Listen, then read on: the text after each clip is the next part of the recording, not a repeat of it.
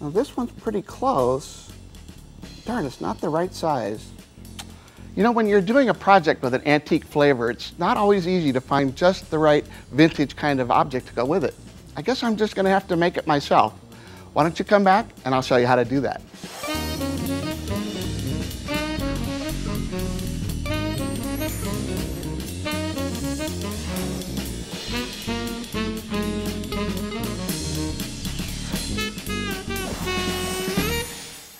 Hi, I'm Michael from Michael Strong Rubber Stamps, and today I want to show you this great vintage card. What we did was we threw a party for a great aunt. We wanted kind of an antique look. So as you see here, we have this little picture at the top. It reminds me of kind of a tintype, if you know what that is, like pictures from the 19th century. To begin with, I started with something called ultra thin shrink plastic, and I got it from Stamping Details. It's a store in my local area, and it's a terrific store. They have everything you could ever want for any kind of art project. And you can see that it's very thin. It's just like paper. What I did was I scanned the old picture and printed the picture, I got a couple of them actually, onto the sheet. We're going to shrink this down, so I cut that in half. Now I put the picture in this little box because when you're heating shrink plastic, it tends to fly around, and this is going to help corral it a little bit. So I've got the picture in the box. I'm going to turn on my heat tool. Well, this is the fun part. If you've never used shrink plastic before, it really looks like, wait a minute, I've ruined it, but really you haven't.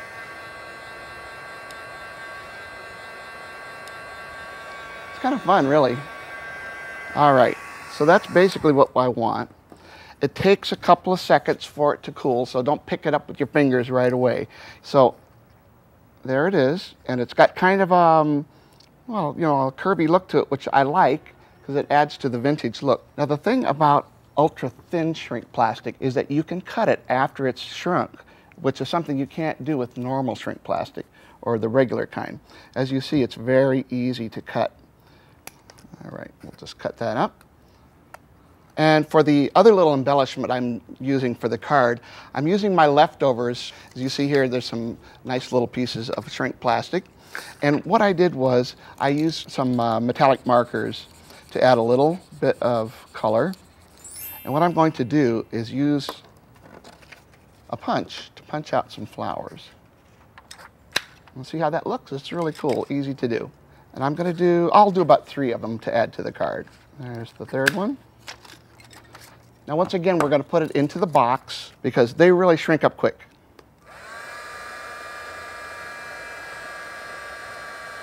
See, the box comes in handy there. All right, now we've got 3 little flowers. We're going to add that to the little tintype that we made.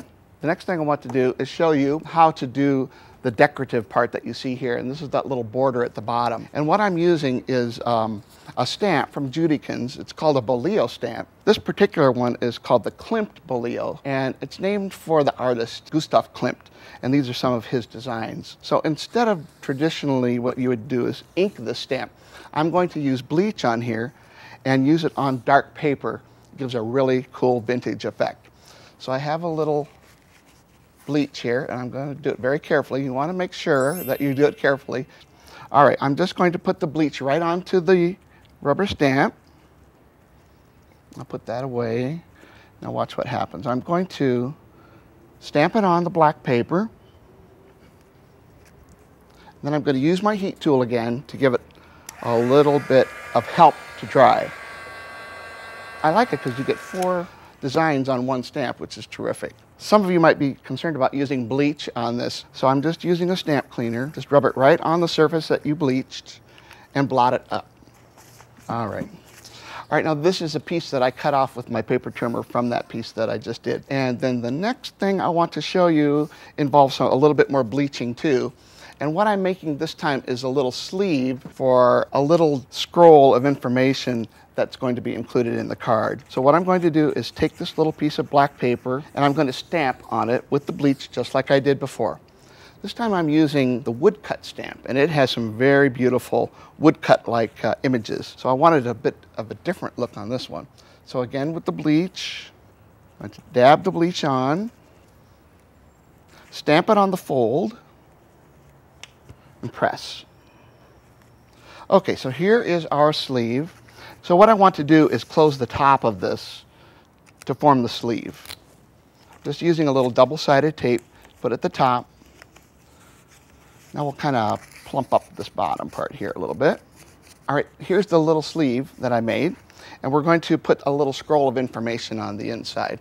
And this is just a little poem that's going to go. And you'll notice that I kind of distressed it a little bit with some ink, and I used a decal edge scissors on the sides, and I also used a little more bleach on there. So what I'm going to do is roll that right up and insert it into the sleeve. And then later I'll add a little ribbon detail. You'll see that on the final piece. And you'll notice that I have quite a bit of dark on this card, and I want it to brighten up some. So I'm adding these decorative metal corners. I'm using this metal setting tool that I got at Stamping Details. You just insert them, and I'm going to put them into the metal setting tool here. Make sure you got it just right and press.